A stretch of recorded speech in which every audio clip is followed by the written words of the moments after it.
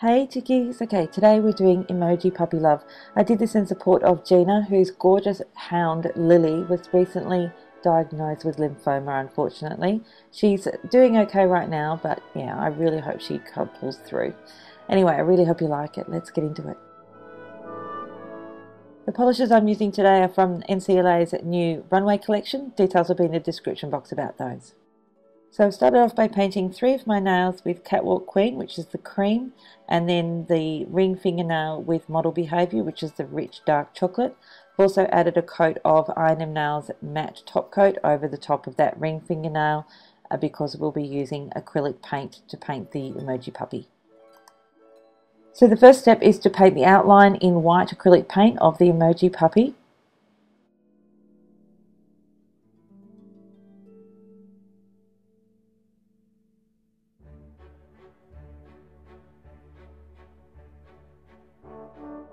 Now once you have your outline done, you want to fill that in with the white acrylic paint. You may have to go over this a couple of times and remembering to wait for each layer to dry before going back in.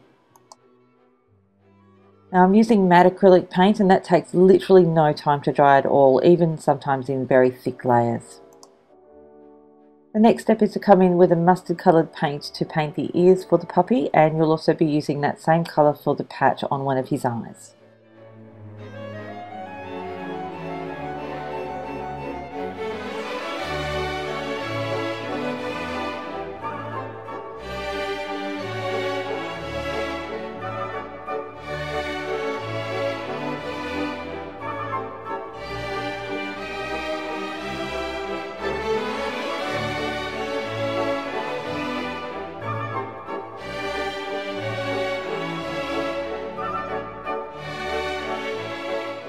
And again, I'm doing another coat of the white acrylic paint just to make it really opaque.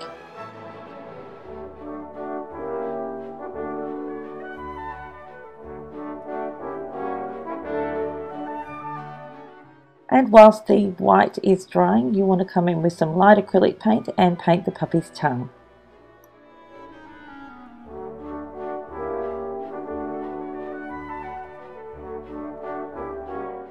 Next we want to come in with some black acrylic paint to paint the little line below the nose and above the tongue and the puppy's nose as well.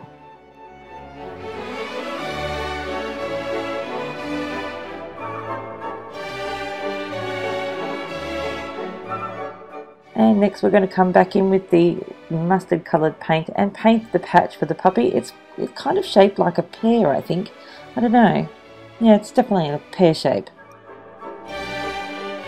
And you're going to want to come back in with your black paint and paint the eye on the left hand side whilst you're waiting for that pear-shaped patch to dry.